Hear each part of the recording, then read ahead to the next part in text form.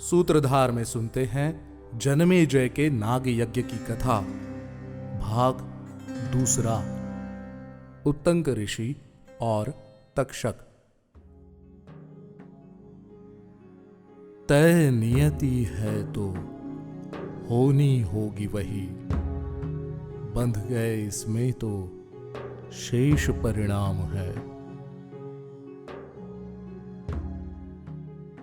जनमेजय का नाग यज्ञ के पिछले अंक में आपने जाना कि किस तरह जनमेजय को सरमा ने शाप दिया और जनमेजय ने अपने पुरोहित की खोज कैसे की। इस अंक में हम चर्चा करेंगे कि किस तरह जनमेजय को नाग यज्ञ करने की प्रेरणा मिली और उत्तंक का तक्षक से द्वेष कैसे हुआ। महर्षि आयोधधौम्य के 3 शिष्य थे, उपमन्यु, आरुणि पांचाल तथा वेद। ऋषि वेद ने अपने गुरु आयोधधौम्य की आज्ञा का पालन करते हुए उनकी बहुत सेवा की, जिसके परिणाम स्वरूप वो स्नातक होकर गुरुगृह से लौट आए। गृहस्थाश्रम में आकर आचार्य वेद के पास 3 शिष्य रहा करते थे। उन्होंने कभी अपने शिष्यों से उस भांति का कोई कार्य नहीं कराया था जो उन्हें अपनी छात्रावस्था में करना पड़ा। जनमेजय और पौष्य ने आचार्य वेद को अपना उपाध्याय बना लिया। एक दिन यजमान के कार्य से बाहर जाने के कारण आचार्य वेद ने अपने शिष्य उत्तंक से कहा, वत्स, मेरी अनुपस्थिति में मेरे घर में जिस वस्तु की कमी हो उसकी आपूर्ति तुम कर देना। एक दिन आश्रम में रहने वाली स्त्रियों ने उत्तंक से कहा, आचार्य वेद की अनुपस्थिति में गुरु माता का ऋतुकाल विफल न हो ऐसा कोई उपाय करो। उत्तंक ने उत्तर दिया, गुरुवर ने मुझे न करने योग्य कार्य करने के लिए नहीं कहा है, अतः मैं इस कार्य में कदापि सहायक नहीं हूं। जब आचार्य वेद आश्रम आए तो उन्हें उत्तंक का वृत्तांत ज्ञात हुआ, जिससे वो अत्यंत प्रसन्न हुए और बोले, वत्स, तुमने धर्म पूर्वक मेरी सेवा की है, इसलिए अब मैं तुम्हें अपने घर लौटने की अनुमति देता हूं। जाओ, तुम्हारी सभी कामनाएं पूर्ण हों। इस पर उत्तंक ने कहा, गुरुवर, मैं आपको गुरुदक्षिणा भेंट करना चाहता हूं। ऐसा सुनकर आचार्य वेद ने उत्तंक से कुछ दिवस और गुरु के आश्रम में व्यतीत करने को कहा।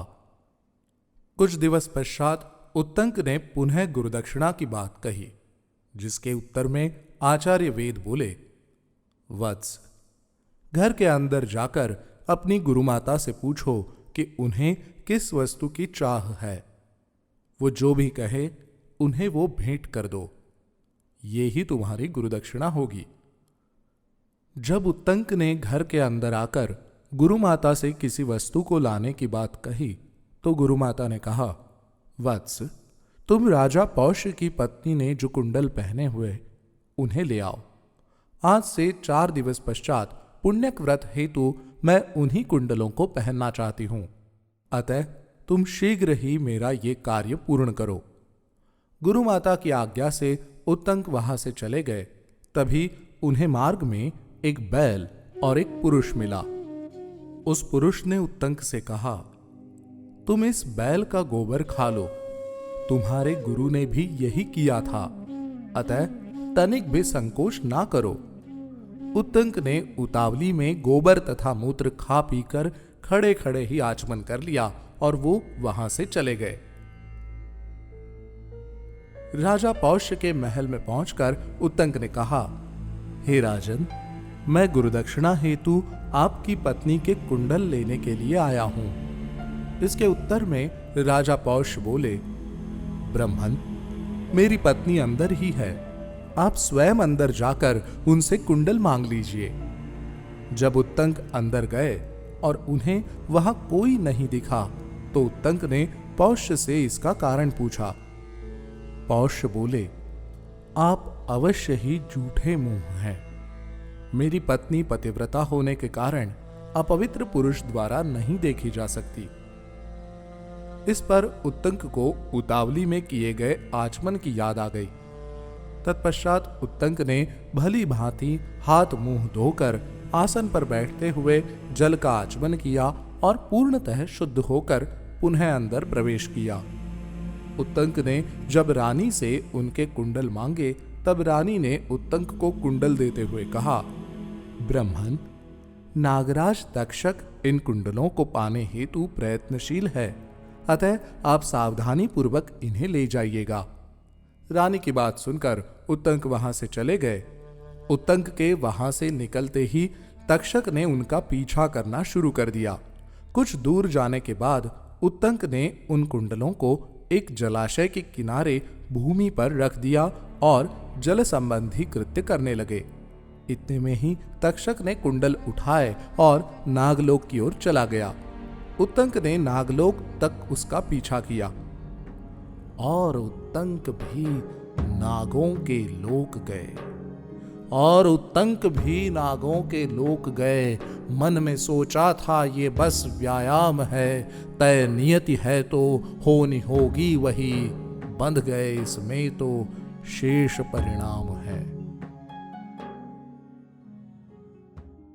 तक्षक को पाने के लिए उत्तंक ने नागलोक में नागों की स्तुति की, लेकिन उसे कुछ भी प्राप्त नहीं हुआ। लेकिन तभी उसे करघे पर सफेद और काला सूत बूंद रही दो स्त्रियां 12 आरों का चक्र जिसे 6 कुमार लगातार घुमा रहे थे, एक पुरुष और एक अश्व दिखाई दिया। उत्तंक ने उस पुरुष से तक्षक को बाहर लाने के लिए कोई हल मांगा, जिसके उत्तर में पुरुष ने अश्व के मुख से निकलने वाले धुएं से तक्षक को बाहर निकालने का प्रयोजन बताया। तक्षक ने धुएं के कारण बाहर आकर उत्तंक को कुंडल वापस कर दिए और उत्तंक उसी अश्व पर बैठकर आचार्य वेद के आश्रम लौट आए। उत्तंक ने अपने गुरु को आश्रम से जाने के दौरान का वृत्तांत और नागलोक का वृत्तांत बताया, जिसके उत्तर में आचार्य वेद बोले, बैल के साथ जो पुरुष तुम्हें मिला था वो स्वयं इंद्र और ऐरावत थे। जो गोबर तुमने खाया वो अमृत था, इसलिए नागलोक में भी तुम्हारी मृत्यु नहीं हुई। नागलोक में दिखी दोनों स्त्रियां धाता और विधाता हैं।